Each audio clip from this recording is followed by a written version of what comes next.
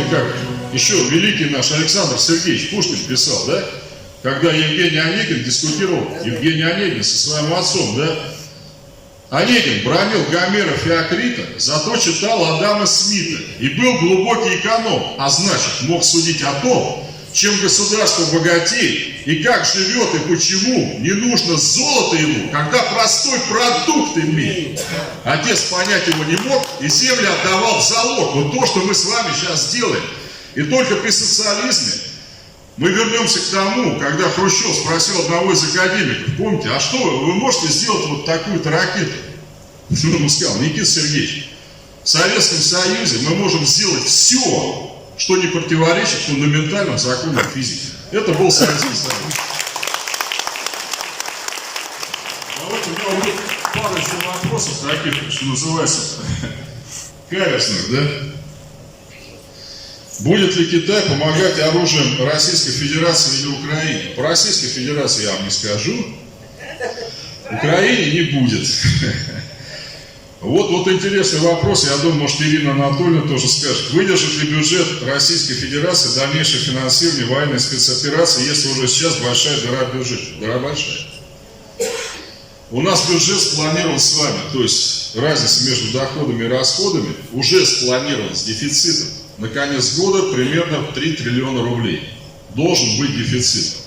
Дефицит обычно чем покрывается? Ну, либо тем, что мы с вами накопили, да, что 300 миллиардов ушло, но еще что-то осталось.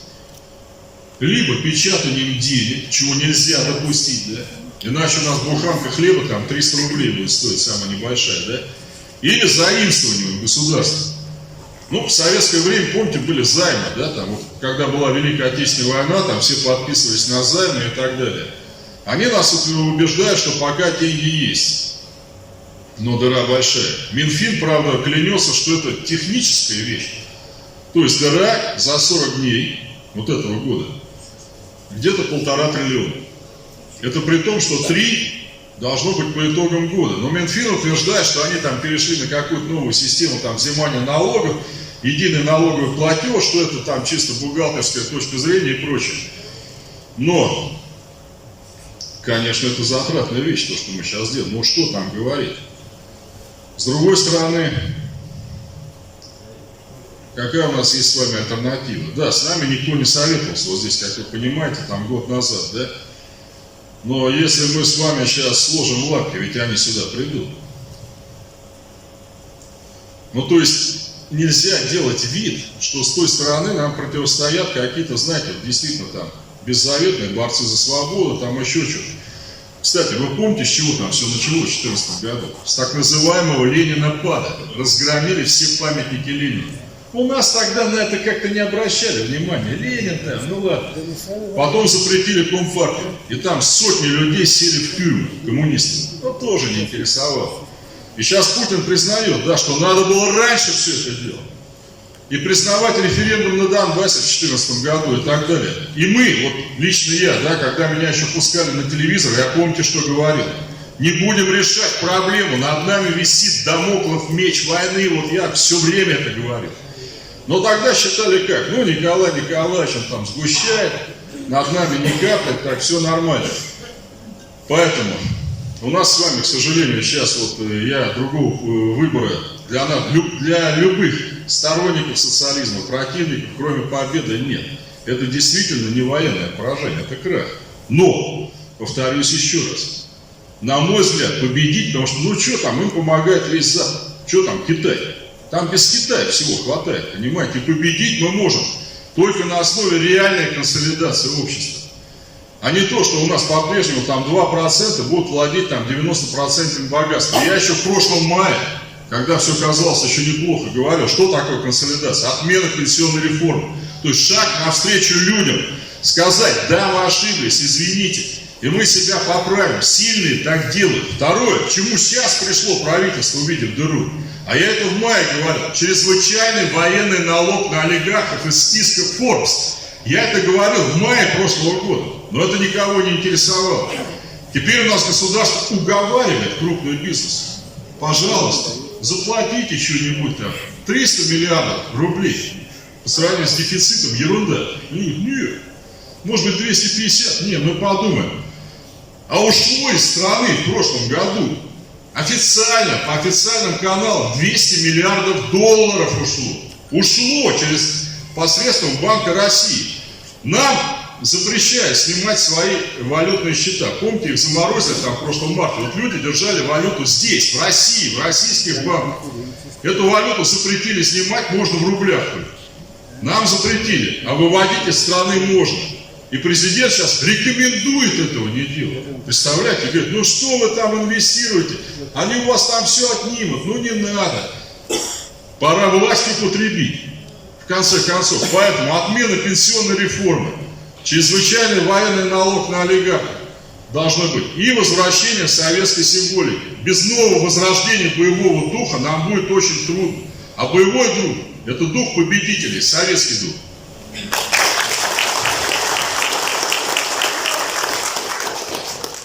Я принимаю пас Николая Николаевича по поводу бюджета России. Да, у нас есть проблемы.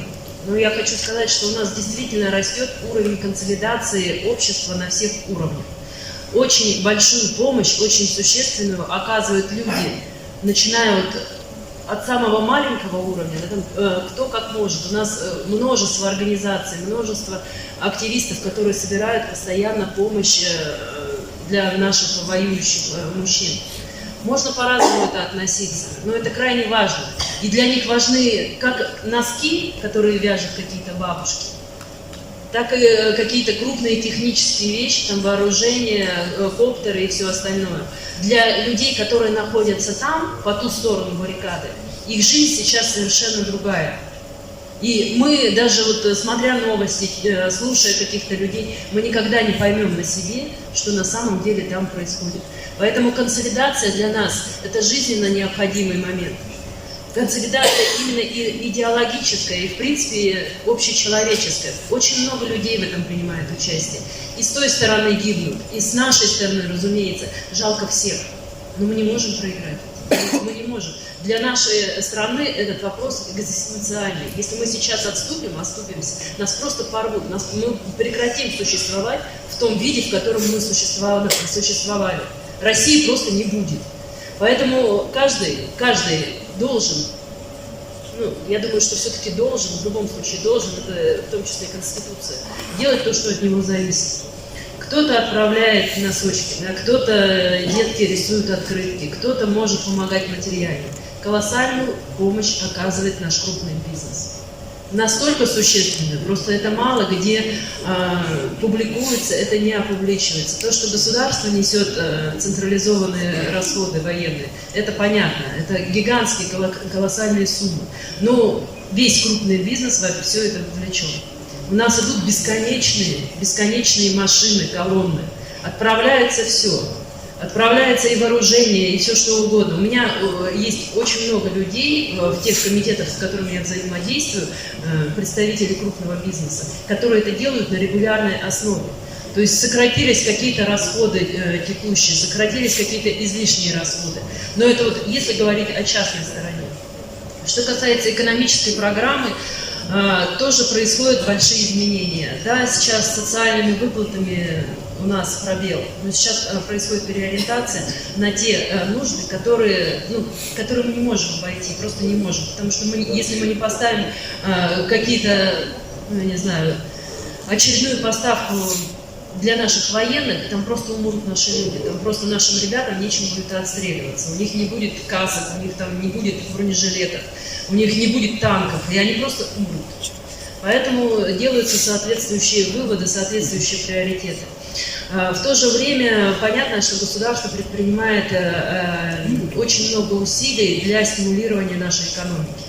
То есть в каких-то моментах у нас закручиваются гайки, безусловно, а с другой стороны даются преференции, даются льготы, выделяется очень много бюджетных средств на поддержку, на развитие, на открытие нового бизнеса, старого, потому что это необходимо. Государство не может на себе тянуть это все, если нет прихода финансов. То есть, допустим, вот по Москве, вот я недавно занималась, у нас есть фонд поддержки промышленности, который практически дает кредиты на производство от 0,5% до 3%. То есть это в мирное время, ну, там, по состоянию 1,5 года назад, это было бы невозможно. Просто мы с вами это пока, может быть, по себе не ощущаем, но это ощущают наши люди на фронте. И нам это, ну, безусловно, необходимо. И вот в контексте этого мне вот тоже поступил вопрос по поводу коррупции, будет ли у нас расстрел за коррупцию. Коррупция – это болезнь историческая нашей страны. Я думаю, что даже нет смысла развивать эту тему, это все прекрасно знают. Но что касается расстрела. В нашей стране расстрел не применяется с 1997 года. По состоянию на сегодня я считаю, что это правильно. Потому что наша судебная система настолько больна, что мы не можем даже допустить... Стреляли бы меня, конечно, мы не можем даже допустить сейчас тени сомнения, что о справедливости речь бы не шла. То есть если бы у нас была смертная казнь, это бы тут же немедленно стало инструментов расправы над несогласными, лишними, мешающими и прочее разное. Для того, чтобы поднимать вопрос о расстреле, нужно сбалансировать, привести в нормальное состояние всю правовую систему. Вы знаете, как выглядит сейчас наш уголовный кодекс? Вот если посмотреть систему наших заключенных, которые находятся в местах лишения свободы, больше 50% это предприниматели и бизнесмены. Больше 50%. То есть у нас наляпали столько уголовных статей, причем они не имеют среднюю тяжесть или тяжкие, эти преступления относятся. У них сроки наказания там, от 3, от 5 лет и выше. И у нас люди в буквальном смысле сидят, ну, в моем понимании, за незначительные правонарушения. А те, которые попадают на коррупцию, получают условно. Вы это прекрасно знаете. У нас очень много... Это системная проблема, она не решается одним днем, понимаете, не решается одним днем. Это нужна корневая, вообще корневая перестройка. Ну, конечно, есть. Если наша экономика подвинулась, мы до этого тоже дойдем. А может это просто власть употребить кто-то должен? А народ свою власть что не проявляет? Мы этим и занимаемся. Смысл политической партии в том, чтобы стремиться к получению властных полномочий. Это цель существования политической партии. Другой цели нет. Все остальное это от лукавого. Мы этим занимаемся, и надеюсь, вы нас поддержите, и население нас поддержит. Ну, вообще вопрос-то правильный, да? Вот что с этим делать конкретно? Смотрите, вот на принципиальном плане, да, когда вот нам тоже власть поддержащие говорят, ну что к нам привязались, там коррупция, она везде есть, там, она и в СССР была, ну вы что? Да, в СССР тоже были взяточники, ну вы что, масштабы можете сравнить? Того, что было сейчас и здесь, что ли? Когда я говорю сотнями миллиардов, там несколько десятков триллионов, наверное, ушло с 91 года совершенно спокойно. Это я не говорю, что в чемодане вылезет. Значит, пока у нас не будет общественной собственности на средства производства, когда директор завода, он не хозяин, а он такой же рабочий, только более высоко поставленный, понимаете, чем и директором может стать каждый, да, как и в СССР. Кто выучился, прошел там путь от мастера и так далее. Это принципиальный путь. Что сейчас можно сделать? Ну, смотрите, в чем смысл коррупции? Вот кто-то говорит, расстреливать надо. Вот в Китае расстреливают, да? А вы думаете, там коррупция, что ли, от этого меньше? Коррупция может быть побеждена. Вот сейчас пока, да, пока у нас не построен социализм. Регулярной сменяемостью власти. Больше ничем. Это первое, да? Потому что, вы думаете, что в Америке честные люди, что ли, живут? Но там депутаты выбирают на 2 года. Понимаете? Ну, вот депутаты нашей Госдумы и их Конгресса на 2 года. Сенатора, Совет Федерации, у нас же их вообще не выбирают. У нас вот Нарусова то же самое назначил там местное руководство Тулы. Там выбирают сенатора на 6 лет. Так как там выборы конкурентные, там все шуршат, я должен сказать, понимаете, чтобы на всякий случай тебя не попросили потом и не привлекли те, кто выиграл выборы, твои политические противники. Дальше. Это первое, да, не будет конкурентных выборов, но сидит человек на своем посту, ну и сидит. Ему пофигу, что вы думаете, понимаете, потому что раз нет избирателей, 10% ходит, раз нет наблюдателей, да я все равно себе эти выборы сделаю, без вас. А чего мне тогда бояться? Зачем мне тогда, собственно говоря, бояться коррупции? Вы мне что сделаете, раз вы на выборы не ходите? Это первый вопрос. Там, где есть наблюдатели, еще раз, там сложно фальсифицировать. Да, можно. Поэтому придумано дистанционное электронное голосование, чтобы без наблюдателей обходиться. Но где были наблюдатели, мы там выиграли. И еще один момент.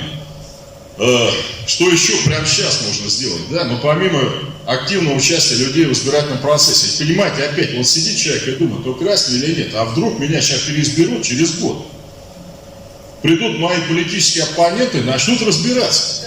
И он подумает, блин, хочется, конечно, но... Еще второй момент. Мы разработали законопроект и будем его вносить, как обещали избиратели, о выборности судей, как это было в советское время. Потому что, видите, вам конкретный вопрос. Сейчас всех судей назначает президент. У меня вот вопрос, он что, всех знает, что ли? Вот всех судей районных судов наша необъятная родина от Волги до Енисея, на самом деле еще больше. В СССР, вы знаете, судьи выбирали. Причем выбирали на 2,5 года тоже. Понимаете? И каждый судья, вы помните, по закону, раз, по-моему, в 3, что ли, месяца обязан был отчитываться перед избирателем. Да, то есть они приходили, и люди их спрашивали. Так. Потом были, как вы знаете, народные заседатели еще, правильно, да? То есть судили вас 3 человека. Сейчас судит 1, и мы ему даем отвод. Говорим, вот мы с вами не согласны, мы вам даем отвод. И он сам решает, давать себе отвод или нет. Ну это что? При этом вы считаете, что не будет коррупции? Конечно, будет. То есть закон о выборности судей. Но если народ и здесь будет валять дурака, то есть не ходить на выборы.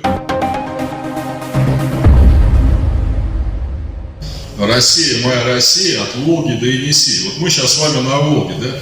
Жена моя волжанка, она с Костромы, точнее нет, это москвичи говорят с Костромы, надо говорить, с Костромы она, да? А ее избирательный округ, Тува, это начало Енисея, Алтайский край, начало Великой Сибирской реки Обь. Так что действительно, Россия от Волги до Енисея. Я вам сразу что по Туве хочу сказать.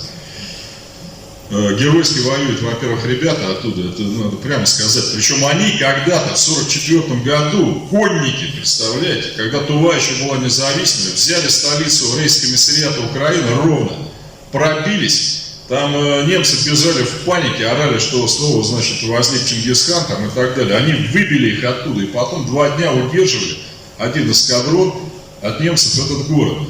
В 1944 году, в октябре, они вступили, кстати, октябрь 1944-го, страна вся кровью нашей истекла. Они, независимые государства, вступили в наш состав. Я вам сейчас не все скажу, но скажу следующее, что мы уже написали президенту Российской Федерации. Ну, просто не буду говорить детали, ей-богу, чтобы не спугнуть, да? Чтобы встретить юбилей Тувы конкретными проектами. Это республика без железной дороги вообще, там все страшно дорого. От Транссиба везут за 400 километров. Все, представляете, Путин забил костыль, знаете, как в этой, забил, я в пушку туго, да, в 2011 году по строительству дороги, ее нет. Глазкова ходила к вице-премьеру по Сибири, Абрамченко, обещали дорогу начать делать. Там нет газа. Там, кстати, населению давало тепло. И Свет Пизыльская ТЭС, которая руководила частная сибирская генерирующая компания, во главе которой до прошлого месяца стал величайший энергетик всех времен и народов Степан Александрович Солженицын. Сын с нами, знаете кого? После запроса Глазковой, который просто попросил объяснить, когда они будут менять оборудование 1959 года, там, Солженицын подал в восторг. Стараемся, создаем настроение.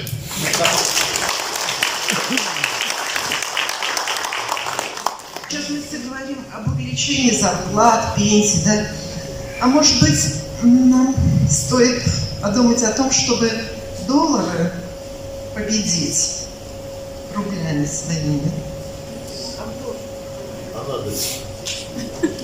Давайте я вам попробую ответить на этот вопрос. Мне вот как раз в тему передали вопрос по поводу ареста российских активов. Вот он просто в паре, я думаю, идет. Здесь не просто никто не понес наказание. У нас регулярно отчитываются профильные ведомства, у нас и Набиуллина отчитывается, и вы очень удивитесь. Государственная Дума раз за разом голосует за то, чтобы признать их деятельность эффективной. Не все, да, но решение в любом случае принято. Естественно, фракция КПРФ всегда против, но тем не менее всех устраивает. То есть вы говорите сейчас про рубль. Вы знаете, в контексте нашей экономической политики, на которую фракция КПРФ не влияет вообще никак, мы даже не представляем, что можно дальше ожидать. То есть, может быть совершенно любое развитие событий. Абсолютно точно, что они сделают то, что они захотят, и нас не спросят. Да собрать всю долларовую массу и предъявить Америке, что она нам предъявит взамен? Наша экономика полностью завязана на внешние контакты. То есть, когда мы столкнулись вот с этой ситуацией впервые в 2014 году, в ситуации, когда Крым принял решение войти в состав Российской Федерации, пошли первые волны санкций, и сейчас импортозамещение – это, знаете, такая фиктивная штука, которая не имеет под собой абсолютно никаких реальных оснований. То есть, если взять любую стратегическую отрасль, у нас там практически, почти везде все, если неплохо, то очень неплохо. Ну как-то бороться с этим надо. Просто сейчас у нас нет выбора. У нас сейчас просто нет выбора. И мы, в принципе, у нас вот последние, наверное, полгода ускорился процесс переориентации экономики и производства всего российского на внутренние рынки. То есть то, чем мы сейчас занимаемся, это локализация всех типов направлений, видов производства. У меня экспертный совет по фармацевтике. И я вот наблюдаю на глазах, как происходит переориентация российской фармацевтики. Потому что до того, как эта ситуация случилась в 2021 году, у нас 84% было импортных препаратов. А из тех, что производилось на территории России, больше 90% фармсубстанций были импортными. То есть препараты просто фасовались и упаковывались на территории России. То есть сейчас эта ситуация меняется, но это все очень не быстро, потому что химическая промышленность в России уничтожена практически полностью, а фармсубстанции мы не произведем без химической промышленности. На это, конечно, уйдут годы, но я считаю, по крайней мере, по направлению фармацевтики у нас хорошие перспективы, потому что наука у нас сохранилась, у нас не все умерло там. Я хочу вот пояснить немножко. Я задавала вопрос главе Центробанка Набиуллиной, когда она приходила с отчетом в прошлом году на фракцию. Я ей задала вопрос, почему у нас наши с вами денежные средства, доходы, которые получили государство от нас с вами, почему они хранили вообще за границей на западных счетах, значит, под проценты вкладывали туда. Она сказала, что это было особо выгодное вообще такое вложение, и никто об этом не пожалел. И когда я Кудрин это глава счетной палаты, который как раз курирует Центробанк, и он как главный аудитор, он проверяет как раз деятельность Центробанка. И у Кудрина я задала вопрос, когда вы вкладывали денежные средства, почему вы как аудитор не предостерегали о том, что можно понести вообще финансовые риски? Ведь в Америке уже сенаторы говорили о том, уже задолго до этой ситуации уже говорили о том, что давайте будем замораживать денежные средства Российской Федерации. Почему вы не предотвратили это? Опять ответ такой же. Мы считали, что это наиболее выгодные вложения были как раз то, что мы хранили деньги в западных счетах, понимаете, в западных банках. Вот их ответ. Да кто, вот нам все в Думе говорят, там пятая колонна, да? А мы всегда задаем вопрос, фракция КПРФ, да кто здесь пятая колонна? Как можно половину, Набиуллина озвучила, да, 350 миллиардов евро наша страна потеряла. Кто в этом? Кто за это понесет ответственность? Кто за это ответит? Крайних нет никого. И у них как само собой разумеющееся. Ну, потеряли половину, ну ничего, мы еще соберем. И все, и тишина. Вот еще тут я просто здесь добавлю опять, чтобы у вас не складывалось впечатление, что мы сидим тут только сетуем.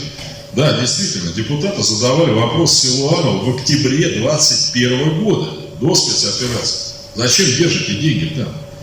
То есть он не может сейчас сказать, ой, а я не знал и так далее. Но мы же на этом не успокоились. Был внесен нами законопроект. Вот такой вот все. Вот. О запрете правительству Российской Федерации хранить любые средства Фонда национального благосостояния в странах НАТО. Казалось бы, да? Решили проверить этих патриотов, что называется, на деле. Ну, как вы думаете, что ответило правительство? Мне вот просто было интересно, что они ответят. Ну, принять закон от коммунистов, ну нет, это невозможно, понимаете. Это, видимо, против, там, я не знаю, шерсти или еще чего-то.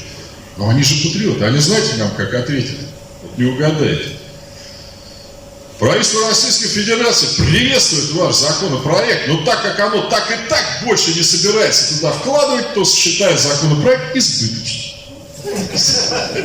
То есть мы-то хотели законные рамки им создать, понимаете, вне зависимости от щучьего веления и хотения больше туда не вкладывать. Но они на это не идут, заметьте. Да, мы больше не будем, а должны мы им верить. После того, как они все это сделали.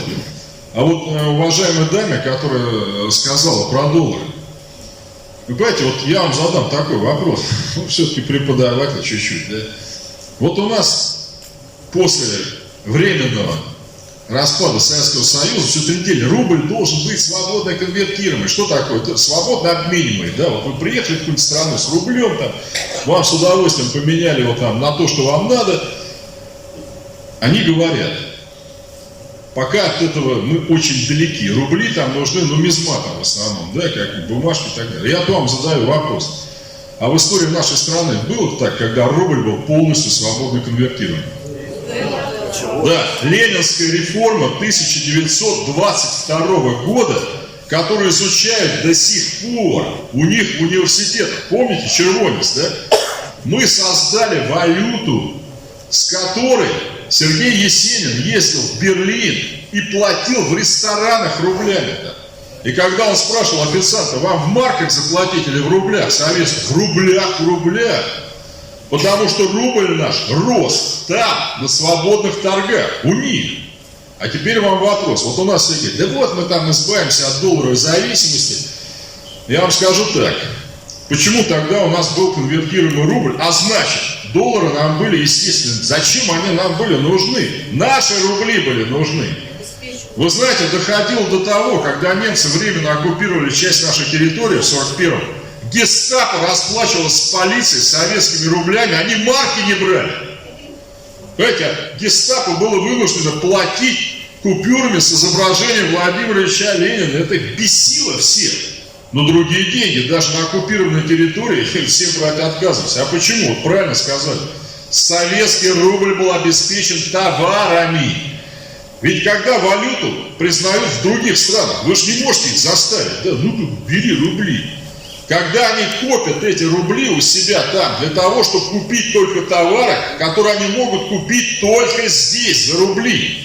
Поэтому тогда у нас товаров было больше, которые могли купить только у нас. Причем и ваши в том числе. Например, с Тамбовским округом в Германии очередь стояла тогда. И все спрашивают там, завезли, не завезли.